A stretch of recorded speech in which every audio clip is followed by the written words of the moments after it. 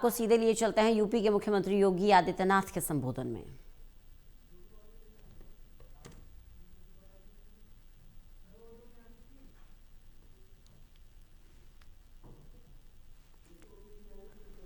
युवा शक्ति राष्ट्र शक्ति के संकल्प पर अपनी बात रख रहे हैं मुख्यमंत्री योगी आदित्यनाथ। हम उस बदलाव के वाहक बन सकते हैं।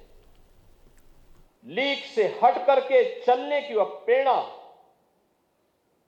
हम सबको आगे बढ़ा सकती है और उन्होंने उस बदलाव के वाहक बन सकते हैं। लीक से हट करके चलने की वह प्रेरणा हम सबको आगे बढ़ा सकती है और उन्होंने अपने जीवन का मंत्र भी बनाया था। भारत के कठोपनिषद के उस मंत्र को, जिस मंत्र ने कहा था उत्तिष्ठ जागृत प्राप्य वरान्य बोधत, यानी उठो जागो और लक्ष्य की प्राप्ति तक मत रुको। यानी हर भारतीय के लिए और खास तौर पर युवाओं के लिए यह मंत्र एक नई प्रेरणा बनी थी। उनका स्पष्ट संदेश था लक्ष्य पर एकाग्रता, संकल्प पर दृढ़ता और कर्म में निरंतरता। यह जब तक नहीं होगी तब तक सफलता प्राप्त नहीं हो सकती। सफलता प्राप्त होने के लिए ये तीनों आवश्यक हैं कि लक्ष्य के प्रति हमारी एकाग्रता हो, संकल्प में उतनी ही दृढ़ता हो और कर्म में हमारी निरंतरता भी होनी चाहिए। अक्सर होता है कि मंजिल नजदीक आने पर व्यक्ति या तो लापरवाही करता है, आलस करता है, या फिर ये छोड़ लेता है कि अरे भाई मैं तो नहीं सफल हो पाऊंगा। लेकिन जब उसके मन में तीनों भाव रहते हैं तो उसको सफलता से दुनिया की कोई ताकत रोक नहीं सकती है। और ये स्वामी विवेकानंद की यही प्रेरणा रही है।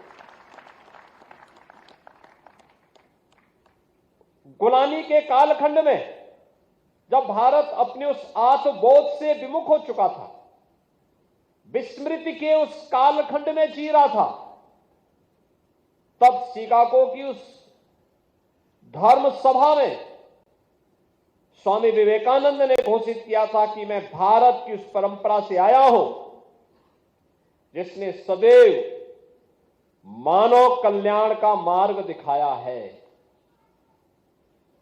यानी हमने किसी का छीना नहीं, हमने किसी को जबरन गुलाम नहीं बनाया।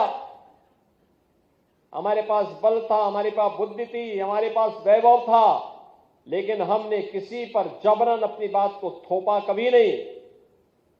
क्योंकि दुनिया की कोई भी पीड़ित मानवता जब भी भारत के अंदर आई है तो भारत ने उसे उसकी विपत्ति के समय शरण दी है, उसका संरक्षण दिया है, उसके संवर्धन में अपना योगदान दिया है और उस परंपरा का प्रतिनिधित्व मैं कर रहा हूं। उन्होंने कहा था कि जिसने सदैव मानवता के कल्याण का मार्ग दिखाया है, मैं उस परंपरा का प्रतिनिधित्व इस समिट में कर रहा हूं और मुझे गर्व है कि मैं हिंदू हूं।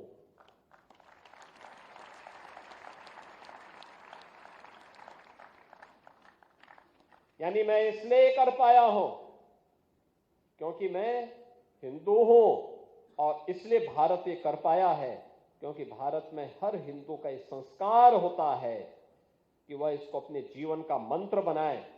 यह राष्ट्र को ऊर्जा से भर देने वाला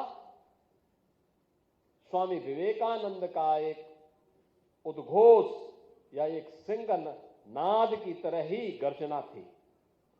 उनका अटल विश्वास था भारत अपने आत्मगौरव, युवा शक्ति और आध्यात्मिक चेतना के बल पर एक दिन फिर से विश्व गुरु के रूप में अपने आप को स्थापित करेगा।